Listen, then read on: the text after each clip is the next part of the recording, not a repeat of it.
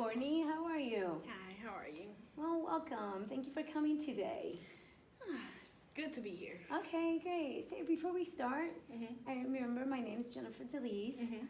I am still under the supervision of Dr. Messinger, who will be monitoring our sessions. So besides him, just to remind you that whatever you say in here, stay only between us. Okay. There's only, you signed those papers that you signed last time that you were here Yes. about the consent forms. Mhm. Just letting you know that there's only 4 ways that I'll share what we talk about. And one is if there's a concern of harm to yourself or to others. Okay. If I have a concern of child abuse or neglect or a elderly person or just a vulnerable adult. Mhm. If there's a court subpoena that orders me to release information, Okay. or if you authorize me with a release of information and you Okay. sign that, I can say that. Do you understand that? I understand. Yes. Okay. Okay. Do you have any other questions for me before we start or anything? Not at the moment, but I know I can let you know if I do. Okay. Okay, great. So tell me, what brings you here today?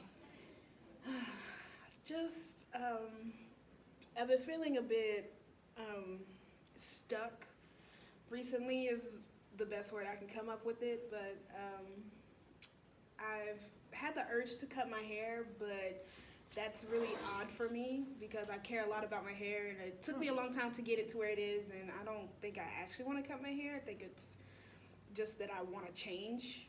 And then I've been with my boyfriend for like 3 years now, and things within the relationship has just like stagnated, and we don't do much together.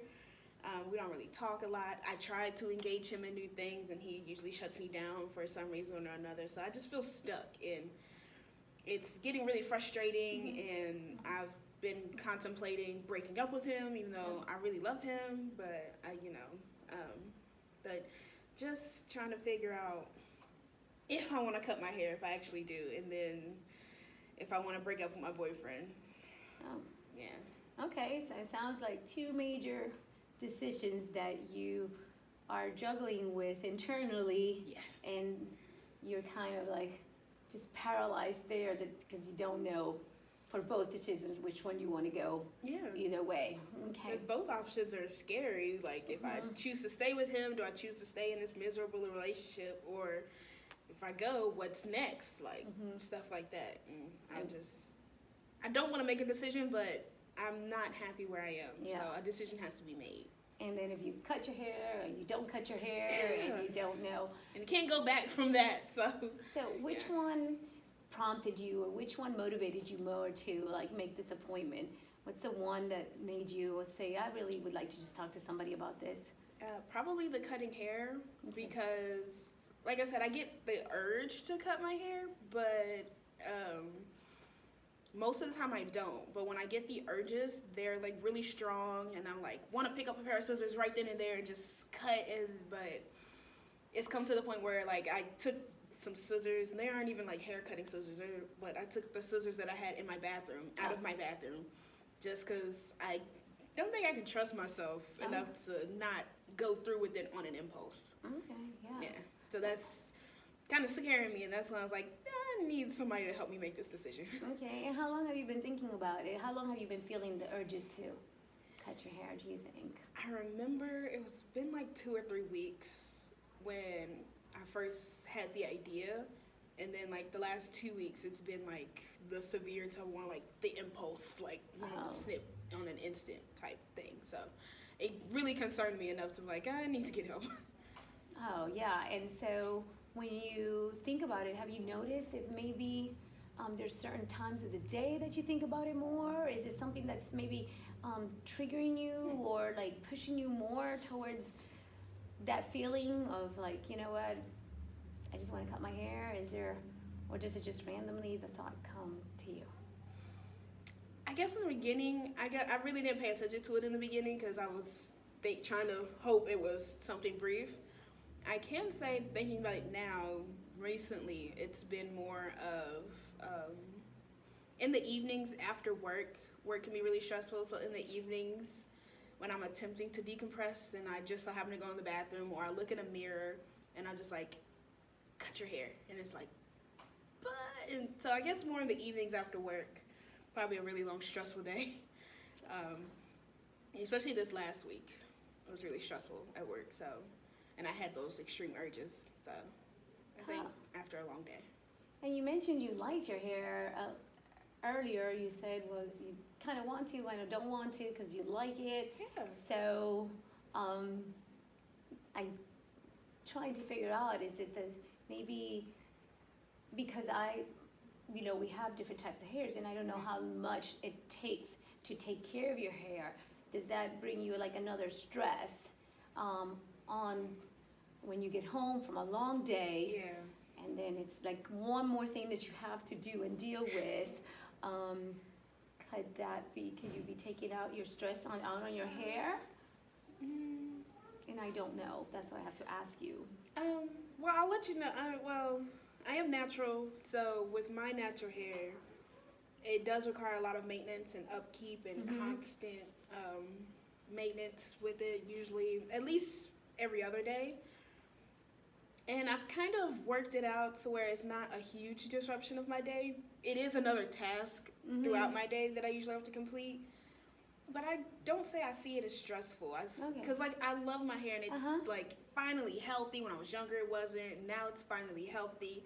So to where I've worked out a whole routine, and I don't want to change it because it's beautiful. It's great. But, and that's why, those urges are scaring me, because it's that's completely out of character. Oh, well, I hope we can figure this one out, because it is beautiful hair, and we don't want you to put all that work and all that care and just in one moment gone. Exactly. So, why that started scaring me. So I was like, need some help to talk to somebody about this. There's something going on under that decision. Yeah, I can see how that would be a scary thought after everything, and you do like it. It's kind of letting go of something that you've put so much work into and effort in, part of you. So what does your boyfriend think about it? Have you talked to him about it? What does he think? He doesn't really care. I can't say I have asked him, because I usually just assume he doesn't care. When I have the impulses, we both work from home at the moment, so he's there in our home when I have the impulses, but is he aware? I'm not really sure. I don't know if he knows if I'm struggling with this, because I guess he sees me taking care of my hair, but it's not like he ever asked if it's important to me, things like that. He doesn't really ask, so I don't think so. Is it important for you if he cares or not, or is this a personal decision that you don't want to consult with him about it? Well, I heard you say you assume he doesn't, but we don't.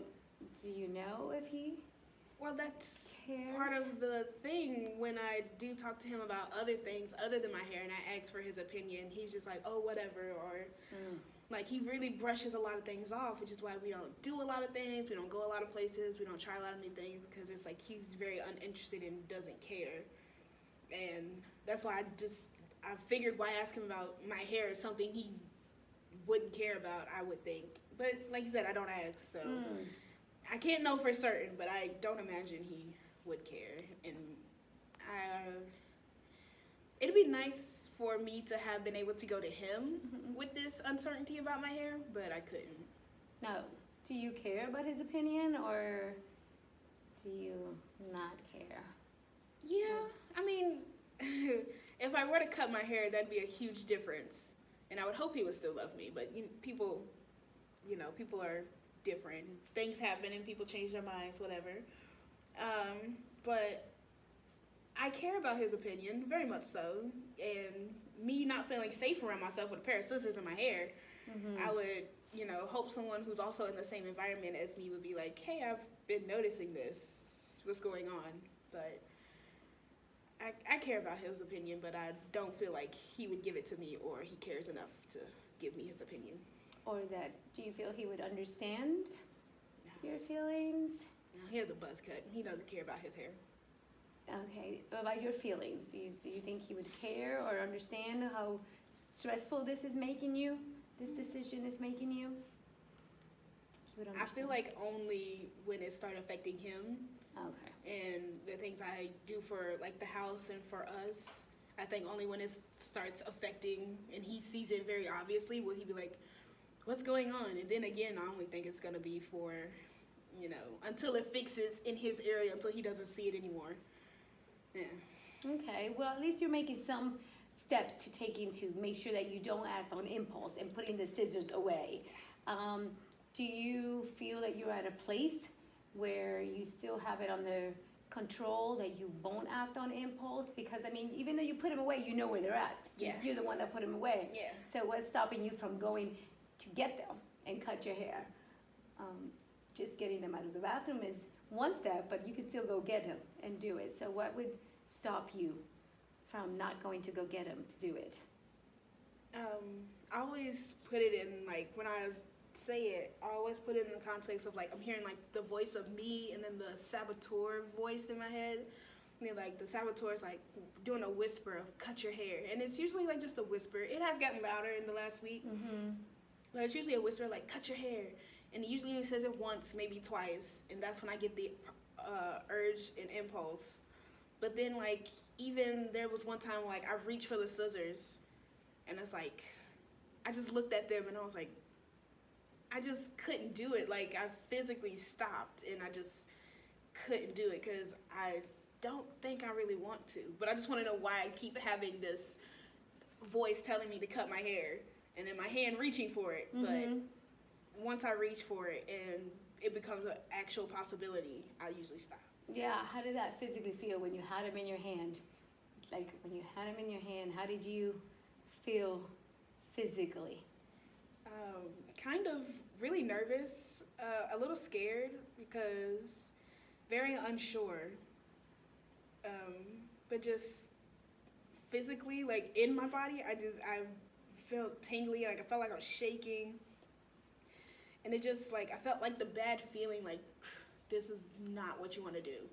And then I was like, mentally I thought, no, I don't want to do this. And I would like stop, let go. I would completely back out of the bathroom and like go breathe, take a couple deep breaths, things like that. So it was, it was very unpleasant Okay. feeling. Well, thank you for sharing that, because it sounds like it's a lot deeper than just, I don't know if to cut my hair or not. Yeah. Like, it sounds like that reaction lets me know that it's really, really, really, really deeply stressing you when you get to that point. It really affects you, It is. even physically, how you feel about going through with it, but you don't know how not to stop having these thoughts. Exactly. What do you think of once you stop yourself? Then how do you feel? Once you stop yourself from cutting and say, I'm not doing it, then how do you feel?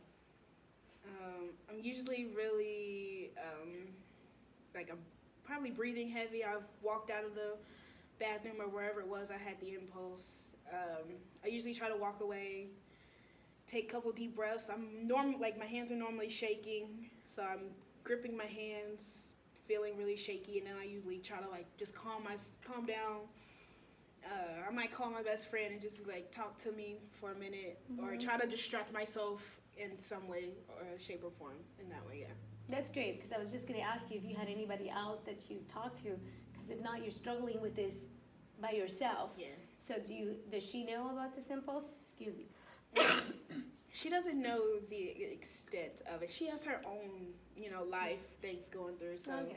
I tell her, I was like, hey, I've been thinking about cutting my hair. And she was like, what? That's crazy, not you, and like things like that, because she knows how much I care. So even she pointed out that it's really weird for me to even have that thought. Yeah. So I appreciate her for that. So I have someone that knows, but just not the extent of how bad it's gotten. How did that sound to have somebody tell you, well, that's weird for you to have that thought? How did that make you feel when she said that? Extremely validating, like, because it's like, okay, so I know I'm not crazy that Okay. something's telling me I need to cut my hair and I'm not. So extremely validating for her to let me know that I'm not crazy. Okay, well, that's awesome that you have somebody that you can call and talk to when these things are crawling up in your head with that. So, what's going to prevent you, since we're going to see each other once a week for Mhm. now, what is one strategy that you've used that works for you when you have that super strong urge? Do you have a strategy in place that stops you besides moving the scissors out of the bathroom? Do you have any other thing that you go to help you not go through with it?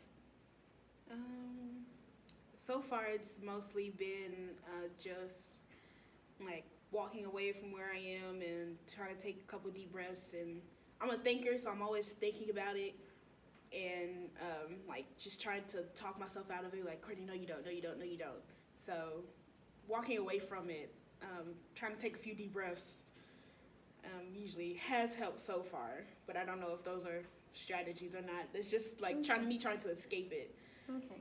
And can I just ask you, just since we're trying to figure out what are these triggering these thoughts on you, and you said you're very stressed with work, how else are you feeling? Do you feel, and you feel stuck, do you feel that's making you feel maybe just more than just stuck, like just sad? Is there any other things that you might be feeling, just that it might be subconsciously you feeling, but you're so busy with work and with the thoughts of the hair that maybe you're not paying attention to, and you call it stuck, but could we use other words to how you're feeling? Yeah, I said stuck. That was more of a wide encompassing of, I guess, because I can't say icky. I can't say icky or bad feelings about it, but I guess I could say I feel lonely because I can't talk to him about it, and I don't want to really bother my friends too much, so I feel alone in like my anxiety and the feelings that I have about it, and then really mad at him for not, being a source for me to go to in times of this type of crisis. Oh, well, I'm sorry to hear that. So, icky is the word that you said, and I'm trying to understand it a bit deeper. And anxiety, anxious, and kind of like frustrated that you can't talk to him, and I don't know if both things together are just giving you that feeling of doing something to change something. And like a hair is something you have control over you. Yeah. And you have power over that and give you a new change. So I really would not want to see you cut your hair and then regret it because it's so pretty. So what can we put then in place, at least for our next session, to make sure that when those voices are telling you to cut your hair, let's think about something that you think would work for you. Is there like maybe like your favorite picture of a hairstyle you did one time, and have that like maybe print it off and have it closed in the bathroom? Okay. A few of those pictures of where you felt so happy and proud of the way your hair looked. I have a couple of those. Yeah. Would that work? Would that, just looking at them, do you think that I'm make a you think real twice? visual learner, so like I'm a visual person, so like being able to see it would probably be a great, like, make me appreciate my hair, so I won't. Hopefully, the negative thoughts won't even pop up. So I like that idea. Yeah, because sometimes if you're looking at yourself in the mirror, you and your thoughts, and that's all that's there. Yeah. And so maybe if we can just have some pictures around of those moments where you were really proud of the way you looked and your hair looked. Okay. With your hair. And so to keep you, do you think until we can meet next time? I think that could work. Next week, for this week? I can do that. I have plenty. I can do that. And then do you think you want to just ask the conversation and ask him how he feels about it and involve him in Ask these him feelings? how I feel about my hair. How he feels. Yeah, how he feels about you cutting your hair. Oh, okay. Have that conversation between the two of you. It'll be a little scary because I don't want him to have the response that I'm thinking he's gonna have, the negative response I think he's gonna have in my head. So it'll be a little scary, it needs to be done. Yeah. I can probably do that. I ask and then just already be prepared that you will accept, regardless if you like it or not, that you will accept the answer because you're inviting him into the conversation, and so that he feels safe answering, Okay. so that you accept it, so that way you're not already, you mentioned that you said he's probably gonna be negative, so you're already ready for a negative, and so that you don't react to that negative comment, so that it can stay in a conversation and doesn't turn into an argument. Are you ready to do that? Are you ready to ask the question and then just accept the answer? Can I ask it as a hypothetical? So maybe he's doing it abstractly, so it's not hurting my feelings more. Can I just thinking about cutting my hair? What do you think about that? Just playfully, can I do it like that? To kind of put some distance between how I really feel about it and his answer. If that makes you feel safer in opening the conversation, but as long as we probably keep it to not reacting to his answer. Okay. Because it wouldn't be fair, you're not asking a real question, a hypothetical, and if he doesn't give you the answer you don't want, then you don't want to react and have an argument over a hypothetical question. Yeah. So the point is not to start an argument, it's just to try to listen to see if he has one and how do you feel about it, about his opinion. We'll do that. I can ask him a real question about what he thinks about my hair. Cutting my hair, yes. All right, and then you'll print some of those pictures. I'd love to see them when you come next week to see which pictures you picked. Okay. I'd love to see what those are. Give me at least 2 or 3 of them. Okay. So when you bring them on our next session next week. Is that okay? That works. All right. Well, okay. Well, I'll see you, Alexandria. I'll see you next week. Thank you so much. Okay. Bye.